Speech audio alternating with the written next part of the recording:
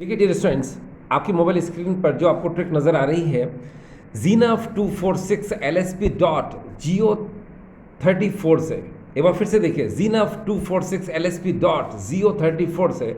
ये ट्रिक इतनी इम्पॉर्टेंट है आप लोगों के लिए कि इससे हम जीनॉन के फ्लोराइड, जीनॉन के ऑक्सीफ्लोराइड एंड जीनॉन के ऑक्साइड के स्ट्रक्चर को इजीली बता सकते हैं। देखिए किस तरह से, देखिए करना कुछ नहीं है आपको। ये है जीनफ, तो जीनफ को आप कैसे लिखेंगे? देखिए जीनफ के लिए यहाँ पर जीनॉन एंड फ्लोरीन, बस बाकी पूरी एडजस्टमेंट आपको यहीं से करना है। देखो मैं आपको बताता हूँ कैसे। ये जीनॉन एंड फ्लोरीन, देखो जीनफ का मतलब जीनॉन एंड फ्लोरीन है यहाँ पर, तो मैं जीनॉन की जगह एक्सी और एफ फ के लिए मैं यहाँ पर लिख लेता हूँ फ्लोरीन। ये इतना कर लिया। बाकी मैं ऐसे कैसे लिख लेता हूँ, ये देखिए 2 4 6, फिर ये हो जाएगा LSP, फिर ये हो जाएगा डॉट, फिर हो जाएगा जियो, ये देखो जियो 3 4 यानी 34। से का कोई मतलब नहीं है इसलिए इसको हटा दो। ठीक है, उसको हटा दिया। चलिए अब हमारे सामने क्या है? अब हमारे सामने यही ट्रिक है। ये देखिए यहाँ पर जो आपको नज़र आ रही है, देखिए कैसे, इसी को आपको दो थोड़ा सा देखना है। देखिए यहाँ पर है एक्सी और जीनॉन और यहाँ पर है फ्लोरीन। आपको सेट कैसे करना, देखिए XCF2, XCF4, XCF6। ठीक है, फिर इसके स्ट्रक्चर की बात करेंगे तो XCF2 का जो शेप होता है वो लीनियर होता है, XCF4 का जो शेप होता है वो स्क्वायर प्लेनर होता है, XCF6 का जो शेप होता है वो डिस्टॉर्टेड ऑक्टाहेड्रल होता है। ठीक है ना, यानी आपको जो एडजस्टमेंट है पूरी इस एक लाइन से ही आना चाहिए कि यहीं से सभी के आपको जो है शेप आना चाहिए। लेकिन मैं आपको पहले बता दूं फिर अपन आगे चलते हैं। ठीक है, तो आपको ये लाइन का इंपॉर्टेंस पता चल जाएगा। देखिए XCF2, तो पहले अपन करते हैं XCF2। ठीक है, ये देखिए यहाँ पर XCF2, फिर XCF4, ये जगह XCF4, फिर जगह XCF6, ये हो गया XCF6। तो पहले इनके शेप लिख लेते हैं। तो XCF2 का शेप है लीनियर, तो यहाँ पर मैंने लिख दिया क्या, ये लीनियर। फिर XCF4 का शेप है स्क्वायर प्लेनर, तो वो लिख दिया मैंने यहाँ पर स्क्वायर प्लेनर। फिर XCF6 का शेप है डिस्टॉर्टेड ऑक्टाहेड्रल, तो यहाँ पर लिख दिया मैंने डिस्टॉर्टेड ऑक्टाहेड्रल, ऑक्टाहेड्रल, इतना लिख दिया। अब हिंदी में सुने, XCF2 का सरल रेखीय, XCF4 का वर्गाकार समतलीय, XCF6 का विकृत अष्टफलकीय। ठीक है, चलिए तो आपको यहाँ समझ में आ गया। एक बार फिर से देखिए, XCF2 linear, XCF4 square planar, XCF6 distorted octahedral. Clear?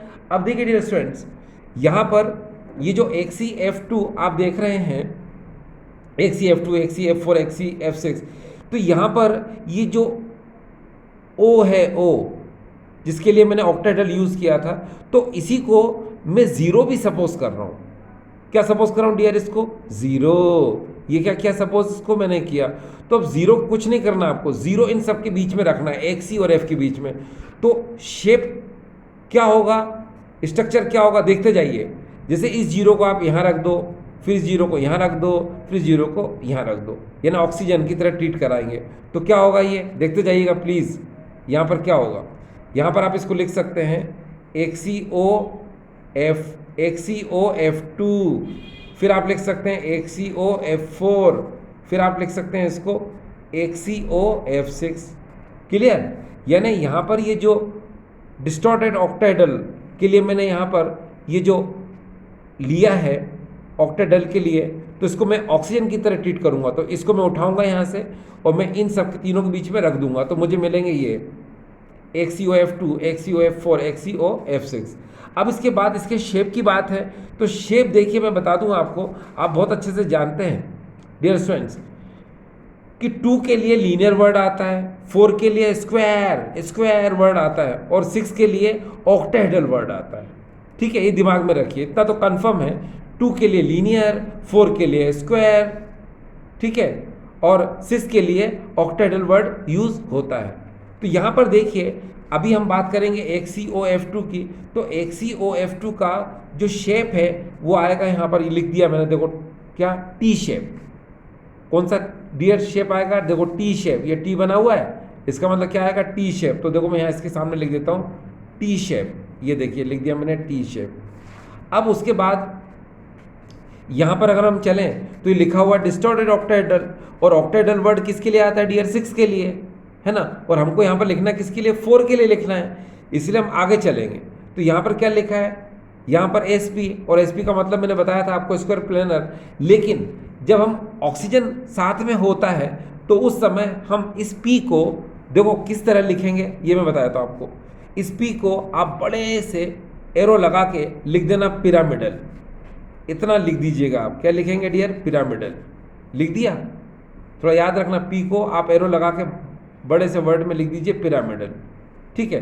तो अब आपने यहाँ पर पिरामिडल लिख दिया, और यहाँ पर जो T है इसके लिए आप लिख दीजिए यहाँ पर टेट्राहेड्रल। ये मैं बताऊंगा ऐसा हम क्यों कर रहे हैं, आपको इजी लगेगा। ये देखिए, ये टेट्राहेड्रल लिख दिया, ठीक है। अब देखना क्या होगा इसका शेप।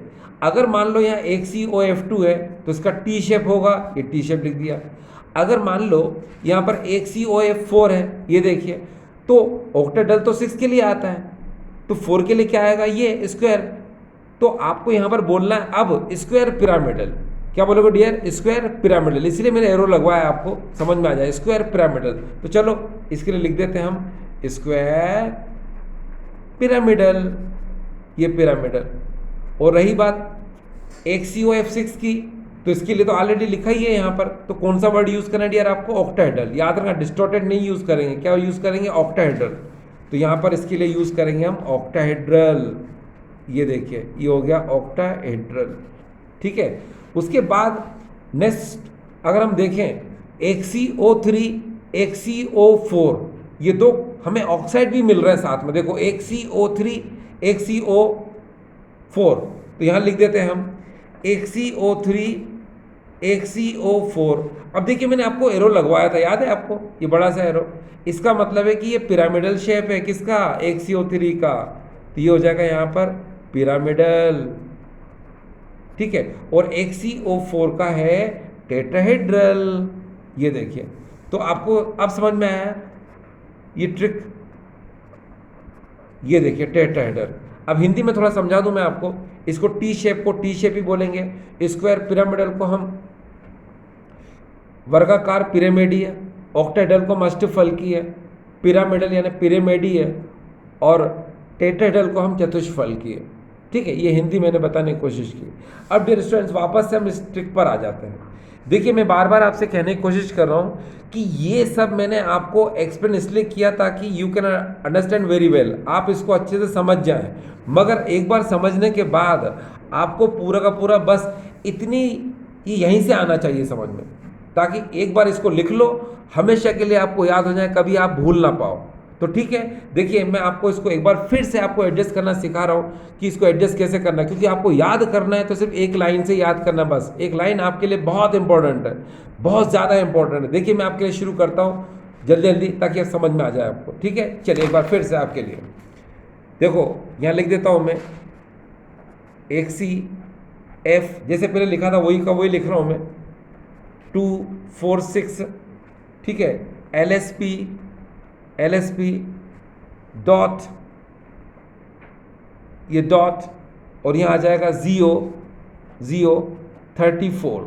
ये देखिए जैसे मैंने पहले लिखा था वैसे का वैसे लिखा हुआ रहने दिया, क्योंकि इधर तो मैंने आपको समझा दिया था। ये देखिए वही है XeF246 LSP डॉट ZeO34, ये वैसा का वैसे, ये पूरा तो एक्सप्लेन कर ही दिया था। अब मैं आपको यही समझाने की कोशिश कर रहा हूँ कि जो भी हमें आना चाहिए वो सिर्फ और सिर्फ इस लाइन से समझ में आना चाहिए, ठीक है।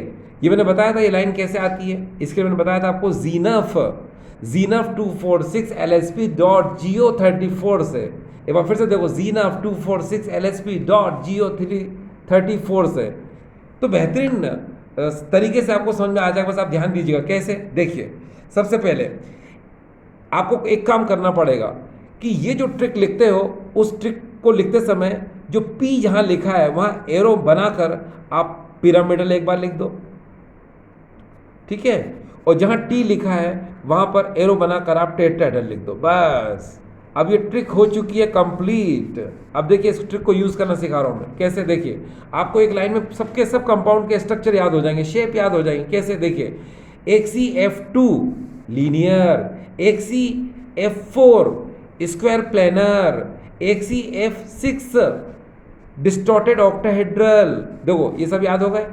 उसके बाद देखना क्या करेंगे हम, HCOF2 तो इसका है टी शेप, HCOF4 इसका है स्क्वायर पिरामिडल, फिर है HCOF6 इसका है ऑक्टाहेड्रल, ऑक्टाहेड्रल ऑक्टाहेड्रल ऑक्टाहेड्रल, ठीक है? इतना क्लियर? उसके बाद देखिए, HCO3 पिरामिडल, HCO4 टेट्राहेड्रल। देखा आपने? तो एक जरा सी ट्रिक से आपको हमेशा के लिए ये सारे के सारे कंपाउंड का स्ट्रक्चर याद होगा। बस इतनी सी ट्रिक याद रखो। एक बार फिर से देखिए, ज़ीनफ 246 LSP डॉट GO34 से, ज़ीनफ 246 LSP डॉट GO34 से, ठीक है? आई होप डियर स्टूडेंट्स आपको समझ में आया होगा, ठीक है?